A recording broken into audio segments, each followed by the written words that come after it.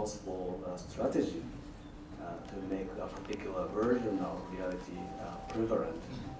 But I'd like to ask you what other strategies to make a particular version of reality more dominant. And also I'd like to ask you the possible effects of the various kinds of media, like a mobile phone, the internet, and what do you call that?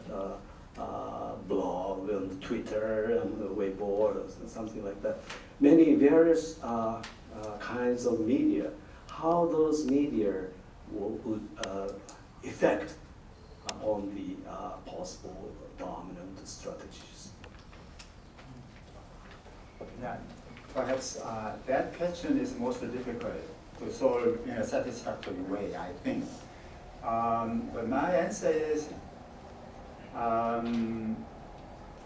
eventually I think we come up with very sharp confrontation. For example, in the case of Candlelight March, one position argues that it is better for us. You mean mine? Oh my goodness. I'm very sorry. Throw it away. Who's calling this question? For example, from the perspective of Citizens Alliance, they put enormous attention to the importance of health sovereignty, okay?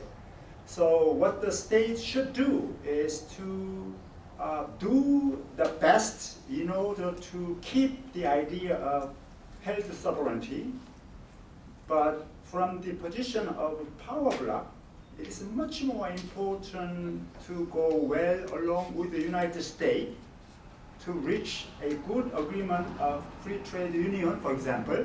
So they argue that it is a way in which we can realize what they call national interest. Okay. One is national interest, one is public health, health sovereignty. And then people think about that, which one is better, which one is more important. And in this process, as you rightly pointed out, all kinds of social network media are heavily involved. What does it mean? That every citizen got a lot of information. They were able to monitor what's going on, not only here, but in other places linked by internet, mobile, or the internet media, and something like that. And there was just a one-man internet appeared so many, and that they did excellent thing, to participate or to dissipate all kinds of information.